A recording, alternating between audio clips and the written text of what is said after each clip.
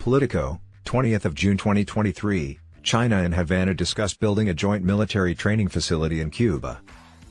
According to China and Cuba, a new joint military training complex could be built in Cuba, an island nation 100 miles from the American mainland. A senior U.S. official claims that Beijing and Havana are debating the nature of the facility's training programs and its proposed organizational structure. Officials from the Biden administration have discussed similar discussions with their colleagues in Havana and Beijing. The official stated that it's unknown how far along China and Cuba are in their arguments regarding the likelihood of a deal. An administration official was contacted for a response and stated that the U.S. can't confirm on that reporting or comment on that specifically. "We remain concerned about China's protracted relations with Cuba," the statement continued, adding that Beijing will continue to seek to strengthen its presence in Cuba, and we will continue to seek to undermine it. The personnel were permitted to speak anonymously about a sensitive intelligence matter.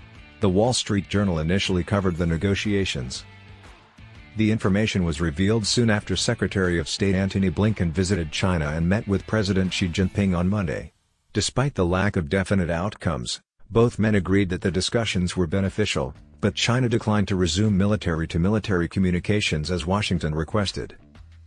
When questioned on Tuesday about the news of the training-based talks in Cuba, Blinken told reporters that he had made it very clear during his meetings in China this week that Washington has deep concerns about PRC intelligence or military activities in Cuba.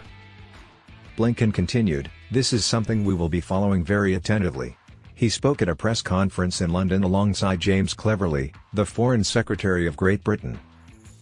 According to Blinken, military-to-military communication is absolutely vital, he told reporters on Monday. "In my opinion, recent incidents we witnessed in the air and on the sea have only emphasized this urgency."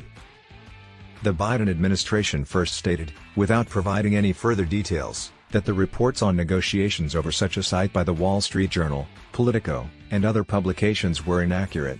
10 days ago, the administration finally acknowledged China had had a spy base in Cuba since at least 2019. Officials from the Trump administration insist that during their tenure in office, they were unaware of any intelligence on the spy base. However, former Defense Secretary Mark Esper said he would not be surprised by China's moves during a Sunday appearance on CNN.